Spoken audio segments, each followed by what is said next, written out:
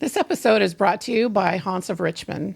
As one of America's oldest cities, Richmond has many legends, sites, and lore to explore.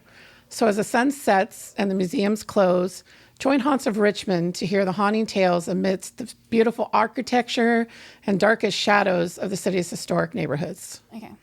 As Richmond's original ghost tour company, Haunts of Richmond has the most experienced and professional supernatural guides of the city. Join them on one of the 6 classic walking tours or some of their many special events. Public and private tours and events are available year-round and can be perfect for date nights, family get-togethers, corporate and team building events, and birthday parties, and much more.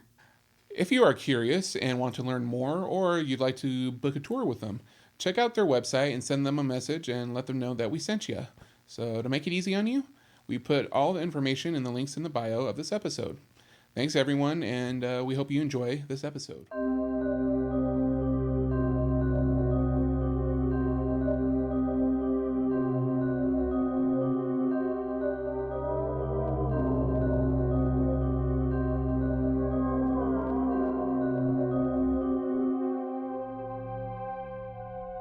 Welcome back, everybody, to the Phenomenon Paranormal podcast. And today we are really excited to have some special guests in the studio. We have Beth and Chris Houlihan here from Haunts of Richmond. And we're pretty excited to talk to them today about all the great tours that they offer. And so much of the history here in Richmond is what we were really excited about moving here when we first came. It's such a historical place. And I'm sure it lends a lot to what you guys do. Mm-hmm. So I'd like to first get started by just asking you in general to kind of maybe let our viewers know about the origins of Haunts of Richmond. Because I know it didn't initially start as a tour company, right? No, actually it started as a haunted house down on 18th Street. And the founders, Scott and Sandy Bergman, had written a book called Haunts of Richmond, Shadows of Shaco. Mm. And each of the rooms basically was a focus of one of their stories inside that book. Nice. About a year after they opened, they got a lot of people coming in saying, when's the walking tour leave? And they took the hint, and a year later we had the walking tour. 2 years later, we have the 2 guides, myself and Marcia, who are still with the company, working the tours. We've expanded to 3 routes. And then when Chris and I took over, we expanded out to 6 routes. Wow. Plus special events. That's a lot of growth. Yeah. That is. That's a lot of growth in a short period of time, kind of, right? I mean, it didn't take that long to expand. I had motivation, though. When we were offered the company by Scott and Sandy, I was a high school English teacher at the time, and I said, all right, I need to grow this so I can get out of the classroom. Oh, there you go. 3 years later, I'm out of the classroom and retired. Wow, that's so nice. I love hearing stories of people who can get to doing what they really want to be doing, like on a full-time basis. So that's really cool. Oh, yeah. You were going to say something there, Linda? No, I mean, she started giving the tour. She got roped in by Marcia and Sandy. I wound up joining the company a couple years later, and then at the end of the 2015 season, Scott and Sandy decided they wanted to retire from the ghost tours. Right. They looked at us and asked us if we wanted to take over, so we've been running the company for a little over 7 years now. Wow, that's so cool. I love that. I would love to do something like that, to spend just my full time focused on, anything in the paranormal or, I love hearing about history along with that. So it's a perfect combination. I did want to ask you when I was thinking about this, because I know for me, like what drives me into this field. So for either of you, were there any particular paranormal experiences you had that made you want to get involved in stuff like this? I've been having experiences since I was 6. Okay, great. So my dad was a minister, so I grew up in parsonages and, those imaginary friends. Oh, yes. My more paranormal friends. Mm-hmm. Yeah. And ever since then, I've been fascinated with the spooky. And then when I went to college for one of the theme house events that I developed, it was a haunted ghost tour on our campus. And that still goes today, actually. I developed it orally and it got passed down, and they are still offering that on our alumni weekend. Oh, that's fun. That's really cool. Yeah, so that's a lot of fun. And then for you... I'm kind of the exact opposite. I'm not somebody that's, you could say, sensitive to the paranormal. Right. Given the line of work, I know a lot of people that are. Yeah. Right. Sure. But growing up, still, that said, I my parents, they love to take my brother and I. We went traveling a lot, saw a lot of historic sites, grew up with an appreciation for cool. that. Yeah. And I just have always had an interest in paranormal stuff, ghost stories and that. So even though I'm not a sensitive person per se, still this is kind of right up my alley. That's really cool. It's funny because the two of you have the sensitivity in common because she's had that. We just talked about this on an episode recently from a very young age. Oh, yeah. So she's more paranormally sensitive, and Anthony's always had this keen interest, but he's also a big history buff. Yeah. You know, so whenever he can talk about both, that's like his sweet spot. So, We'll go on and on. oh yeah, absolutely. So we had a haunted location, ironically, that we investigated in California, and they have activity after the attractions close. So it's a really cool spot. But one of the owners is an anthropologist, and the first time that they ever met, we had to pull them apart just so we could start investigating. So, it must be a cool thing for you being so interested in history. Oh, yes. And then same for you with your sensitivity, which brings me to something I was going to ask you down the line, but I'll ask you now. Being sensitive, it must be an interesting thing when you're on tour, on these tours in such active locations that, you can really relate to, certain things that you can relay to people because maybe you're sensitive in that moment. Yeah, I always like to let them know if I start moving quickly, there's a reason. Yes. It's because either I'm sensing something or I'm seeing something. Right. It's one of those things. But there have been times where I have been giving a tour, for example, our Shadows of Shaco tour, when we were able to get out to the Churchill train tunnel and tell the story there. Well, that's the first story he learned, so he'd always tell it on my tours. Right. When we got to October, he wasn't able to come on my tours, and all of a sudden I'm telling the story again. Well, we get up to the train tunnel, and I start talking about the history of the collapse and what's going on, and all of a sudden I feel a hand go right down my back. Now, mind you, I'm up against the iron fence, which is a straight drop down in front of the tunnel, so there's nobody there. Right. I ended up 5 feet on the other side of my guest, and I said, okay, so I'm going to start talking from over here. And they're like, what just happened? I was like, Oh man. oh, well, one of the ghosts here just said, hi, how you doing to me? Right.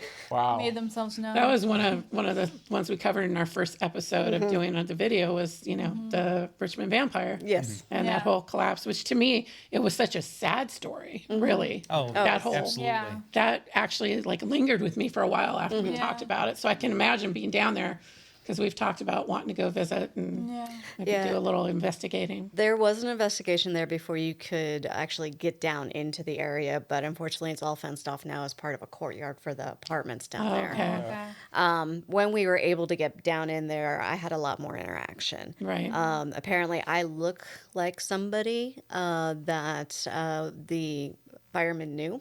Oh, And that's why he's drawn to me. He also says Marsha looks like somebody that he Really? knew. So we're the ones that get the interaction the most with. Wow. Wow.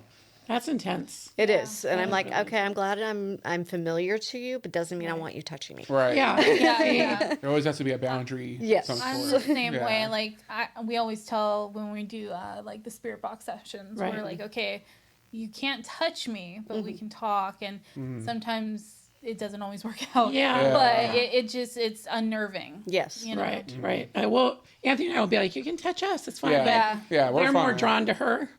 So Yeah. When we do STs, I'll even feel like tapping Yes. the on her headphones, earphones. Yes. Yeah. and it By freaks phone. me out Yeah. every time. Yeah, And they're- we're not necessarily afraid No. of the spirits, but it's just that sort of unnerving thing when you're not expecting it, Yeah, right? exactly. Yeah. And especially when you're in an SD session, you're Yeah. so focused on what you're Yeah, you're honed hearing in. Right. that even like something like this, which I've had happen to Yeah. We me. actually, too. in the beginning of our intro for a site, when we were at that haunted location, she was doing an Estes and her hair was moved 3 times in this, Yeah. like 1, 2, 3. Very deliberate. Yeah, while she was doing the session. So yeah, I mean, for her too, I don't know if you've had this happen when you do it, but she'll see things as well as hear them. So she'll see some very vivid images come through. So that's between that and touching is a little bit unnerving for sure. yeah. Oh, yeah. I did want to ask you too, the history of Richmond in general has left you guys now, you've expanded, you have what, 6 tours? Yep. Is there which locations would you say are the real hot spots that you find that are the most popular maybe on your tours, or that people are really intrigued by? Because like Shaco has always really interested me. Shaco definitely is a very active neighborhood. And as far as like if you're looking to join us on one of our tours and maybe see or have some sort of experience, I will say that the tours as we have traditionally run them are not really geared towards that. It's more traditional storytelling. But people do sometimes see things on the tours. We encourage people to take a lot of pictures because you never know what's going to show up in the photos. Right, that's always nice. Yeah, and probably the Poe Museum in Chaco Bottom is one of the prime spots for that. Right. People will catch interesting things on there in the pictures that they take. Body parts, shadow figures, orbs, I love sometimes it. eyes. Yep. Yeah. But yeah, Wow. Now the tour is on the exterior of the Yes. Poe. Yes. Right. Yeah. Right. yeah, all of our tours are outdoor walking Right. tours, except for some of the special events that we offer. Right. But yes, the Poe Museum definitely is very much a hot spot for that. Another location probably that's very active can be up in Church Hill. I would say around Bellevue. Yeah, Bellevue Elementary School. The elementary school is built on the site where Elizabeth Van Loo's mansion was located. Okay. And she's still there. She's in the school. She's helping the kids when they get lost, that sort of thing. That's nice. We've gotten a lot of orb activity. We've also had a guest catch an image of her manifesting on the stairs inside nice. the school. And she's been known to manipulate the electronics, at least she would before COVID happened. After COVID, because Bellevue is the sister school to Fox Elementary, and the electrical system's the same, they are Yeah. very, very hesitant to leave any electrical things on, like their Right. touchboard screens and stuff. So when they were on, she would actually manipulate them so they would flash when we would talk about her. Oh, wow. I love that. It's almost like the flashlight experiment. Yeah. Yeah. Yep. Yeah. Oh, that's really interesting. Yeah. And now you mentioned Churchill and Chaco. Now you have the Capitol tour as well, which Yes. to me I think would be really, really interesting to Yeah. get the history part in there too. The history is amazing, going through what was a hub of financial activity with the canal system down in the Chaco Slip area, which is where we start. Then we move up, of course, to the long imprinted energy on Capitol Hill. Yes. Yeah. Wow. And even cover some, Monumental Church and the fires that happened on that property as well. But yeah, there just about every building up on Capitol Hill has something going Yeah. on. Absolutely. Yeah. Right. We've gotten so many stories. Pictures up there. Pictures up there, and when we started doing the tour up there, we have plenty of material to work with. But since we've been giving the tour, just more and more has been coming out of the woodwork. Yeah, I was going to ask you that. I would Yeah. imagine that it Yeah. gets Yeah. expanded. Particularly actually, our friend yeah. our friend Paul Hope.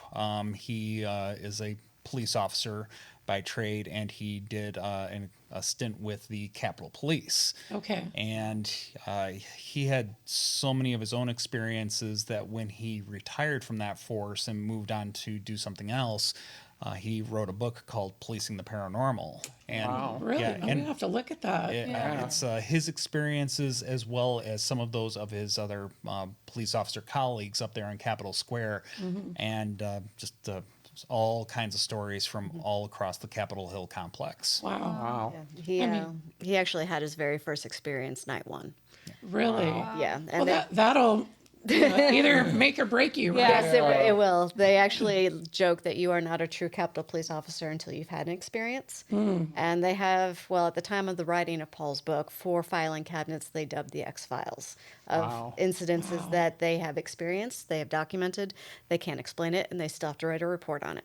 Oh, wow. That's interesting. That's I bet that amazing. book is a very interesting Yeah. read. Oh yeah. Oh, my goodness. Wow. It's true, though. I mean, if you follow any of paranormal social media these days, there are so many clips of footage from security guards. Yes. You know, people who are working these interesting locations after hours. So I can only imagine what someone working for Capitol Police must have seen. Oh yeah, and That's crazy. they have a sense of humor about it. Yeah.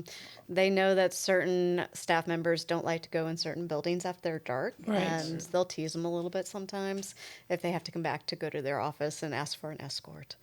Oh my gosh. And every once in a while, I mean, fortunately, most of the activity up there, I mean, it can certainly be very frightening, particularly if you're not expecting it, but doesn't seem to be particularly malicious in any way. Right. Yeah. There are spirits that are certainly they seem to deliberately set out to kind of mess with you. Sure, of Yeah. course.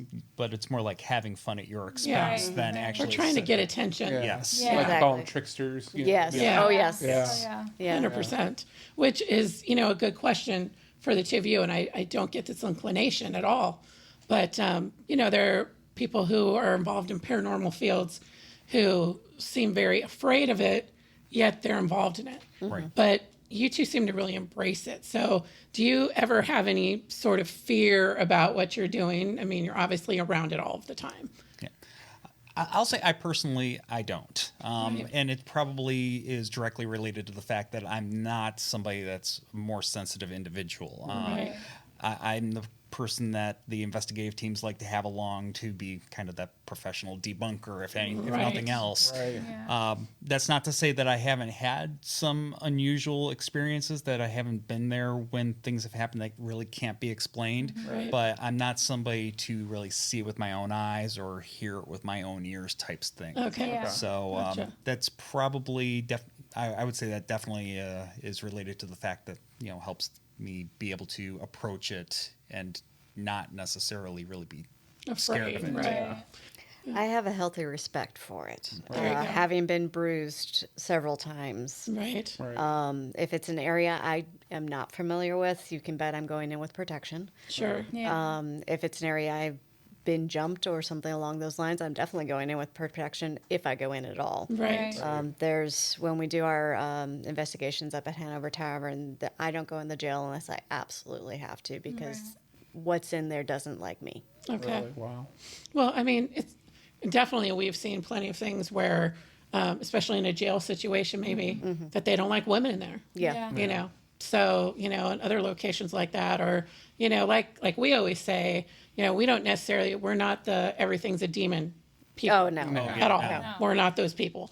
But obviously there are nice people in life and not so nice people in life, Yeah. and the same in death. So, Yeah, as I said, you don't change when you've Right. died. No, you are who you are. exactly. If you're a bad person, Yeah. you're going to be a bad person. If the way we feel, if it's lingering energy that's left behind, I mean, that energy is going to be what it was always, right? Yes. It's not Especially in a gonna jail be- setting with so much violence. Yeah. happening Right. there, Absolutely. And there have been times when I've walked into a room and done a nope.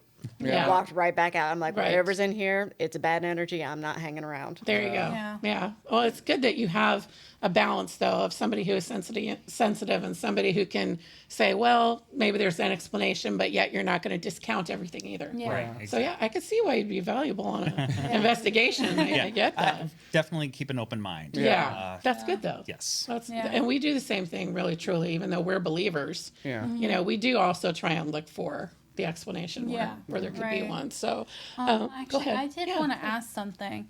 So I know you had mentioned some of your interactions you've had already, but on your tours, is there any in particular that were notable that you would want to maybe share with people about certain locations you've experienced? A lot of the ones that I have are in Chaco Bottom, Okay. specifically at the train tunnel. Right. So I have actually had somebody play with my hair. I always, if it's down, they will stroke it and they will Right. pull on it. So I always have it tied back when I go on that tour. Yeah. I've been tapped from my shoulder. In fact, one of our guests got a picture of a full-bodied shadow figure doing this behind me. Oh, wow. And it's always Ben. Ben is the Yeah. one who is connecting with me. We've had experiences inside the Poe Museum as well. In fact, there's a building there I don't like to go into. Okay. The staircase in it is haunted. It's got an entity attached to it who we think is John Allen, Okay. and he doesn't like women. So it's not just me; it's Right. other Women in women. general, Yeah.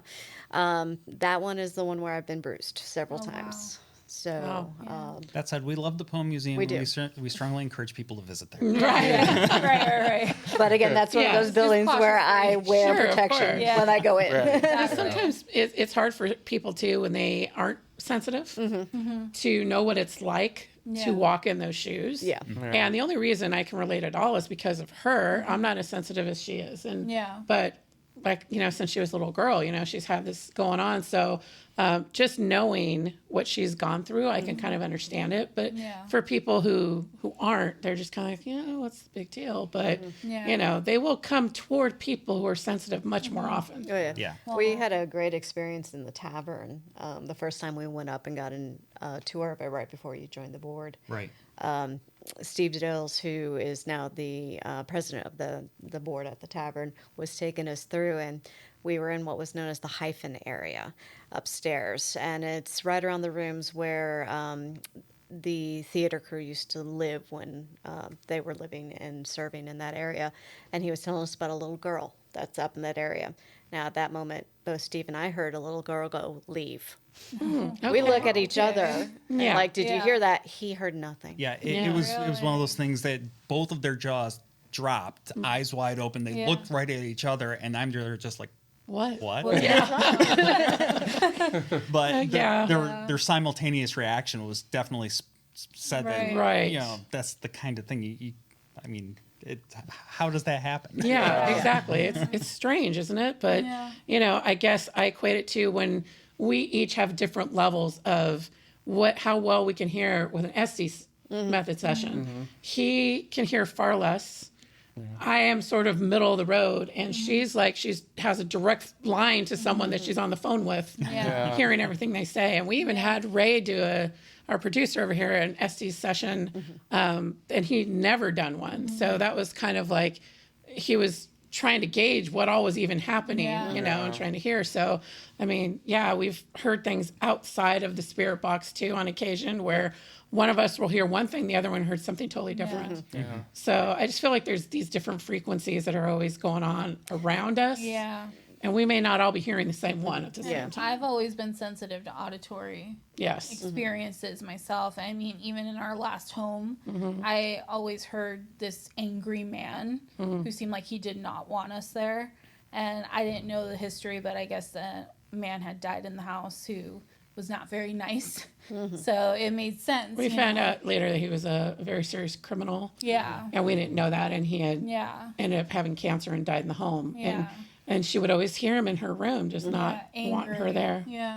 Yeah, see, I'm much more a visual, so Yeah. I will see them before I hear them. Yeah. Oh, wow. So I have gotten better with the SDs the longer I do it, because part of it is also just getting used to Getting the tuned rhythm. in. Right. Right. But my first few sessions with it, it was very difficult for me because it was too much. Yeah, it's a Right. lot. Yeah, it's overwhelming. Yeah, especially for you because they were probably really drawn to you. Yeah. Yeah, it's about filtering it out. That's what I have a harder time with, but I try.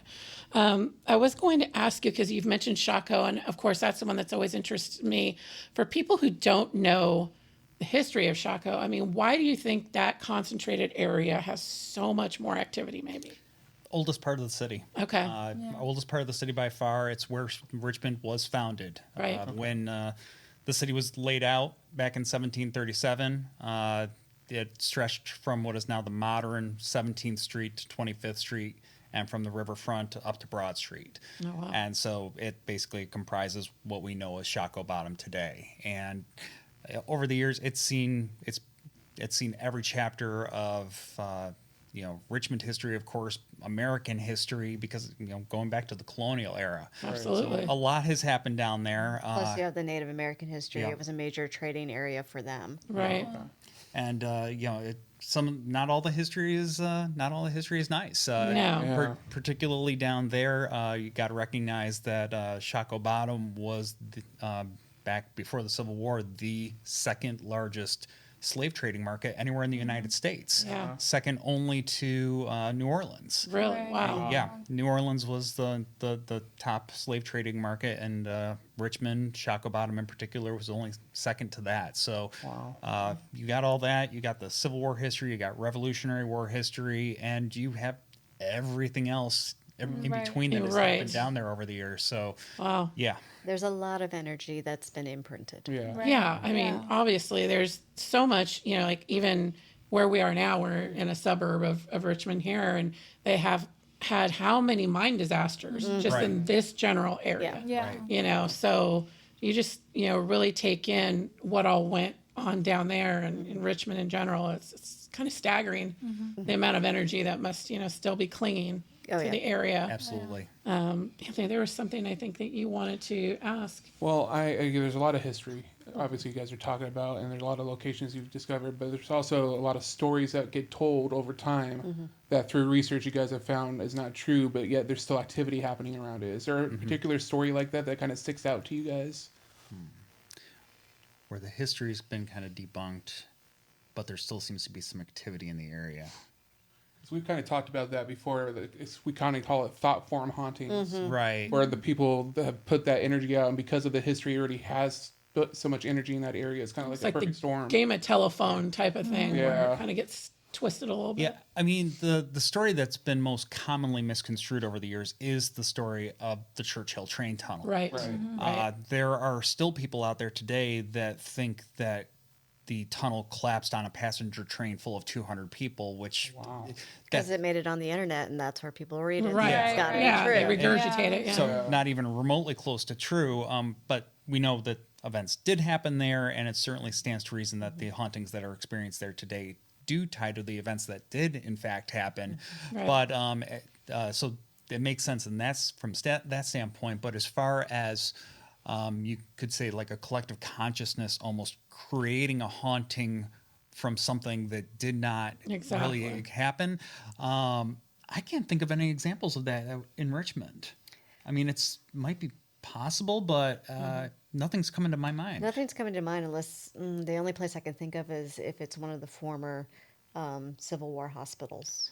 Possibly that could very well possibly be something because there's so many buildings that did serve as Civil War hospitals, and We stop outside two of them, so people see us there and they're like, "Oh, my floor must be haunted," even though we don't have any records Right. of Right. previous hauntings. They start to think Yeah. things are there, Yeah. which is not to say that they haven't moved, Right. because Sure. they do. Yeah. Also, Libby Prison area. A lot of people like to say there's haunting in the parking lot there, and there's never been a recorded haunting there. Yeah. Okay.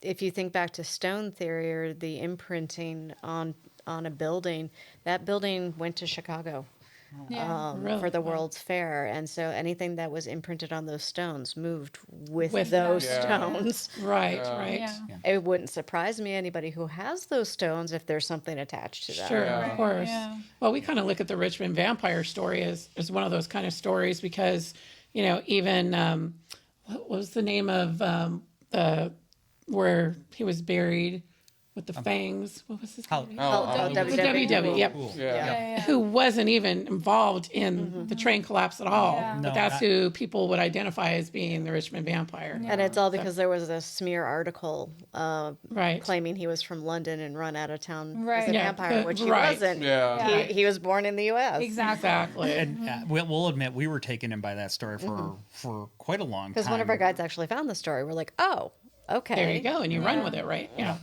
But yeah, we since found out it's like no, he was not from England. He was Alabama. Right? Alabama. We were Yeah. actually we were able to trace him through his Masonic records. Oh, Oh, wow. okay. Wow. I thought that was always interesting, his Masonic origins. So Right. That's Yeah. cool. Which, of course, people see that and automatically, oh, well, that's That's a even whole further nother- proof, Yeah. right? Yeah. Whole new ball game, right? Yeah. If you were a Mason. So, I will say something very interesting I did find, though, in digging back through the records to see if there was any kind of tie to England. I can't say it necessarily ties directly to the story, but in the 1850s or 60s, I was searching through some newspaper records from England, and Richmond Vampire kept popping up over and over and over again. Really? Really? It was the name of a racehorse. Oh, my goodness. Oh my god.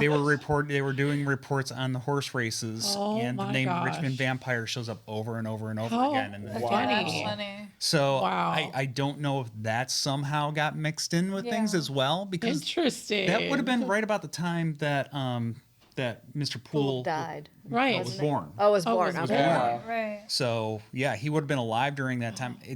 Again, I don't The know how the irony. connection Yeah. will be made. Wow. But yeah, it's really kind of weird.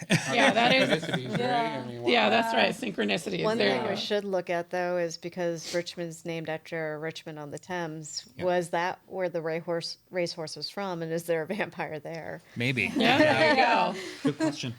That's it. New rabbit hole. Yeah, More research to do. which episode? Let's see. Now, I was going to ask you, we've talked about the group walking tours that you guys have, but there's also private tours, right? Yes. You do offer that. Can you tell us how those work? Private tours are very similar to what we do with the regular tours, except for we can manipulate them. For example, we like to call a drop-off or pick-up drop-off. Okay. These are great for like birthday parties. If you're having dinner somewhere near one of our routes, we pick you up at the restaurant, and then we walk you around and drop you off where you want to be that's picked nice. up. Right. Yeah. It's also a way for us to test our new tours until, be able to tweak them until we know they're right. So with our newest tour, which is the Specters and Shades of Court End. Wow. we just did that for a convention this past Sunday and Monday. So they were able to buy tickets to it, and we realized, okay, nope, we need to switch this slightly and tweak Yeah. it. Good. Yeah. That sort of thing. So it's a good testing ground for us. I like that. But yeah, that just went live actually for public for sale the first time that you can go on a website and you can buy tickets for that new tour on June 9th. Can you tell us a little bit about that particular one?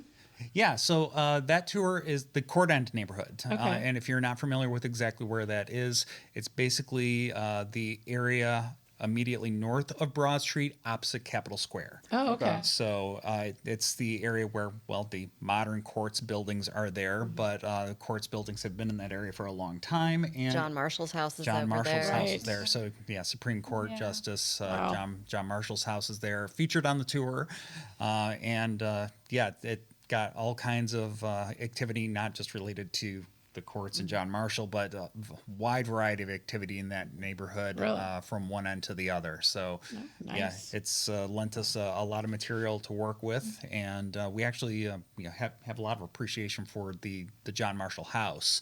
Yeah. We wouldn't have been able to do this tour without them. Because a couple of years ago, we started actually partnering directly with them. Right. We have another specialty tour where you go inside and you get about a 30 to 40 minute ghost tour of the John Marshall house Wow. that's led by Nice. them.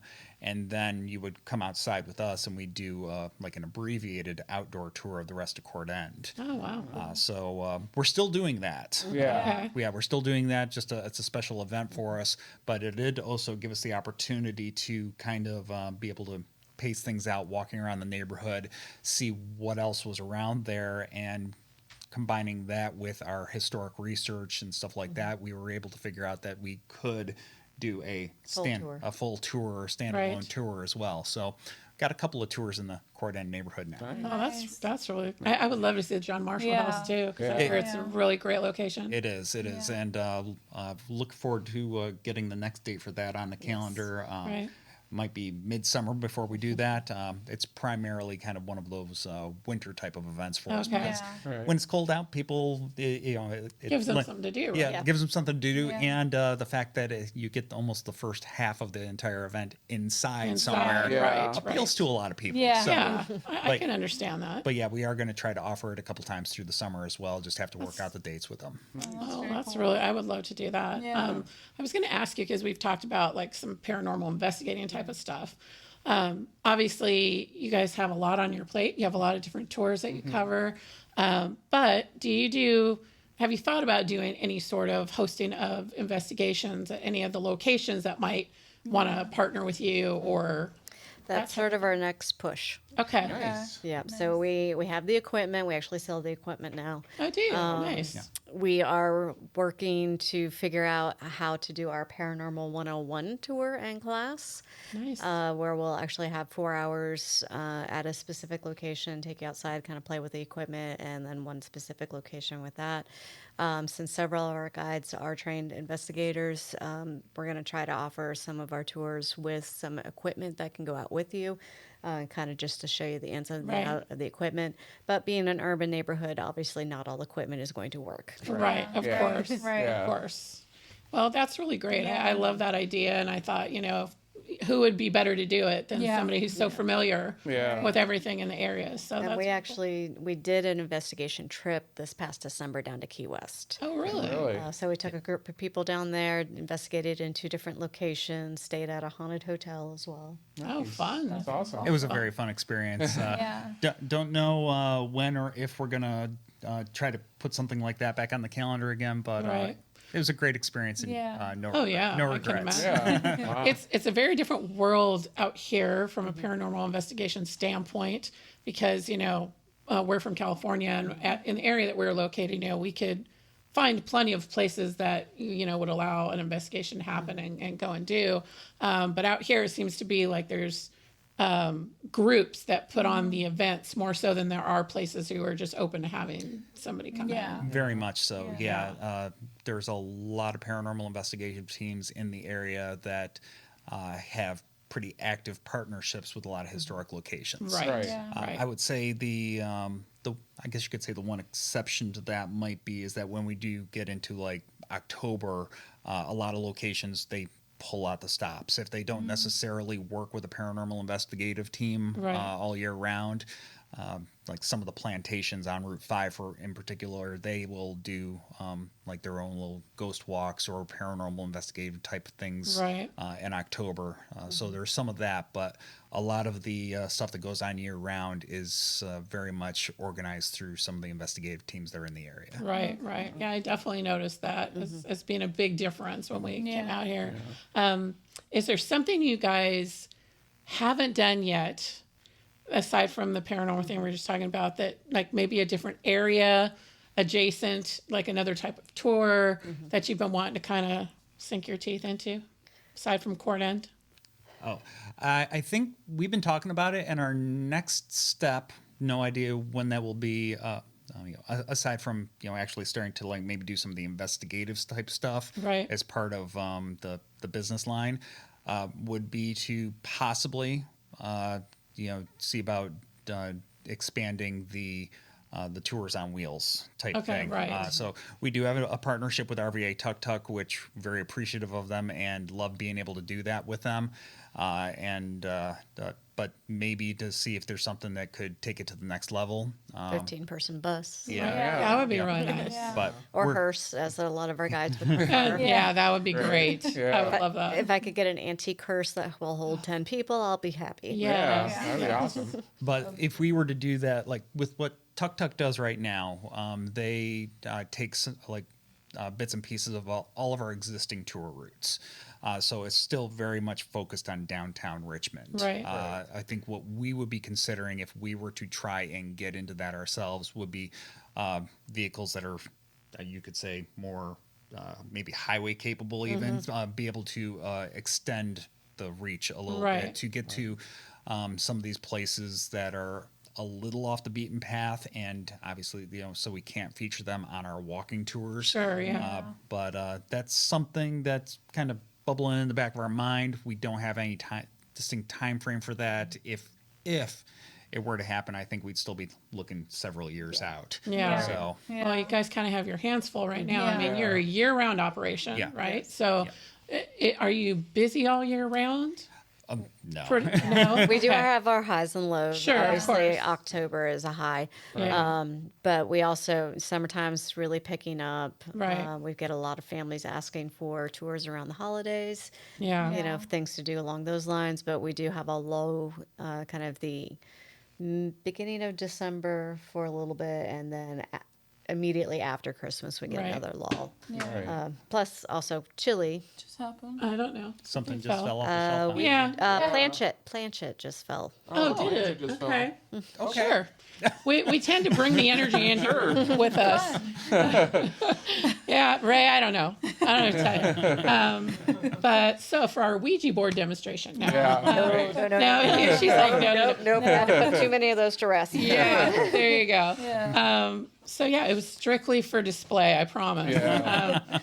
So I guess for us, is there anything that you would want to let the viewers know that we haven't covered, like any announcements of anything coming up or?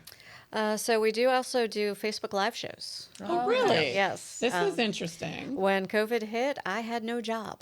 There you go. Crawling up the walls, need something to do. He told me to write scripts. All right. So we started Facebook Live doing a show a week. And then once we were able to go back out and do tours again, we are now every other week. So our next one is this coming Monday.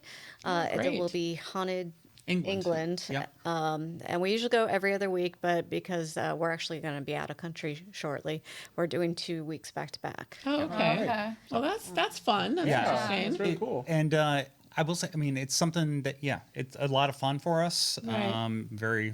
Our production budget is literally like Drinking. It's a 6-year-old Android tablet and whatever booze we have on. There, Yeah. that can be a fun show right there. Yeah, and It is. cats. Let me tell you. And Cats. Of Because course. we have Love 4 that. cats, and Yeah. they are the stars of the show. There you go. We do not do a studio setting or anything like that. Right. We just set up in the living room or something like Hey. that. Right. The cats come and go as they please, and it's I love it.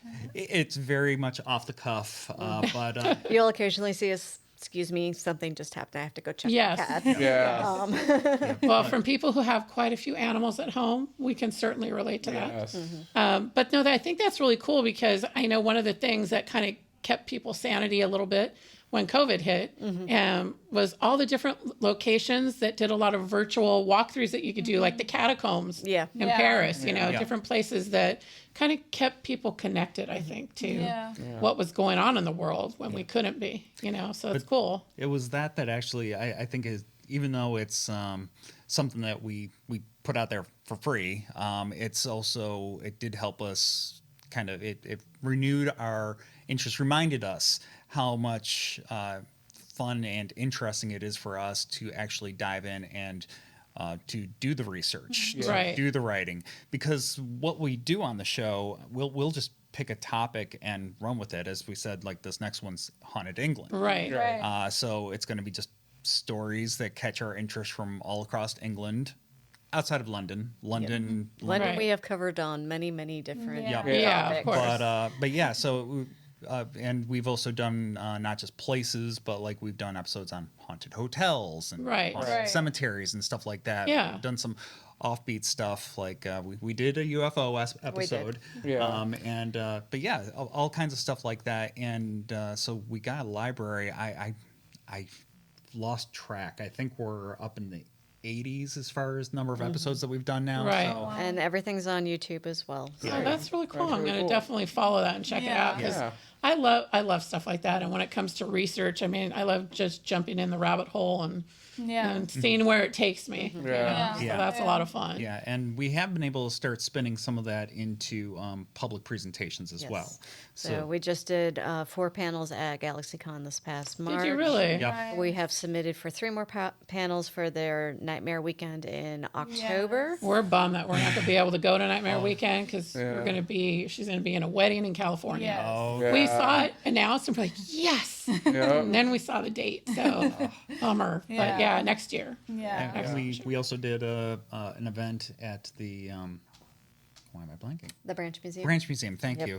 Sorry, our Haunted architecture Yes. at the Branch Yeah. Museum. Oh, nice. And So- they've asked us back again this coming October to do a walk and tell stories in each of the rooms there. So we still have to figure out the exact logistics of that, but we'll be back doing another special event with them. Wow. So, that's awesome. Yeah, You guys are really busy, and that's a good thing. yeah.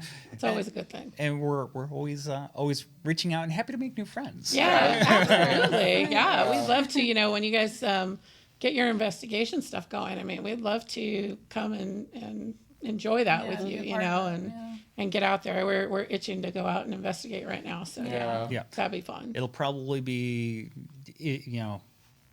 we're aiming for later this year. Yes. Right. Yeah. We'll see if we can stick to that. Yeah. But that's tentatively what we're looking at for actually getting out and having some investigative events that people can sign up for with us. Oh, that's fun. Yeah. Well, I wish you guys the best of luck with all your endeavors and the newest Yeah. one with Court's End and everything else we were just talking about. And I guess the last thing I would have to say is, can you tell people who might be coming to Richmond, vacation, visiting family, why should they go to Haunts of Richmond? Oh, it's because you're going to get a look at Richmond history in a way that you're not going to get anywhere else. Yeah. I will say, above all else, we're a ghost tour company, but our top priority is to make sure that the history that we relay on our tours that's associated with the ghost stories Right. is accurate. Of course, as we mentioned earlier, we had a little mishap. We've realized that we had some wrong information around the Richmond vampire story. Right. We've corrected that, and we're very passionate about making sure that what we share is going to be accurate. And so That's it's important, it's an offbeat way to get Richmond's history, and whether you believe in ghosts or not is really kind of irrelevant. Sure. Most people that join us for the tours, they do believe in ghosts. But even for those that don't, if you have an appreciation for history and you can appreciate a good story, even if you don't necessarily take it at face value, we think that you're going to enjoy a tour with us. Yeah. And Absolutely. we've been out doing it for, well, as we said, since 2005 was when the tour started, and we have respectively each been involved with the company for over 10 years for myself, over 15 years for you, or roughly 15 years for you. So been out there doing it for a long time. And many of our guides, it's the same thing as well. We actually have, there's 9 guides on the roster that work for us and give these tours. And I think our newest guides have still been with us for almost 2 years 2 now. years now, coming up on 2 years now. And even they also had previous experience giving not Richmond ghost tours, but as tour guides. And Right. so Right. we have a very, very experienced group of guides that are just as passionate about the material that we share as we are. Right. The one thing That's- you want to do when you travel is also get the news from the local, where to eat, where to go, all that stuff. Exactly. That's why you want to go with the local company, because we can give you that. Right. Right. Right. That's well said, actually. You're the concierge. I am. I've been told I am a better concierge than the ones they have had in some of their diamond hotels here in Yeah, town. well, like you said, it's Yeah. important. Like for us, Yeah. that's why we were so excited to have you guys on, because we're new here, relatively new here, and still, like I said, getting our feet wet. There's a ton of places we haven't seen, so it's really great to hear from you guys what you do and how dedicated you are to making sure that you have all the accurate information. And so yeah, we're definitely you're gonna see us on one of the Tuk Tuk tours, I think, coming up real quick. Wonderful. Real quick. So thank you guys for being here. And we are going to have all your information and links in the info box so people can find everything that they need to know on how to, book some tours. And for us, please don't forget to like, subscribe, hit the notification bell so you can see more of our interesting, weird podcasts, because we like the weird. Yes. We like the Definitely. weird. Yes. Thank you guys very much for being Yes. here. Yeah, thank you. being Thank you here. for having appreciate us. it. Yeah. Anthony, you want to take us out? Yeah, I want to thank again everyone who came to watch us today. Thank you for the Haunts of Richmond for being here. And remember, guys, don't fear the unknown.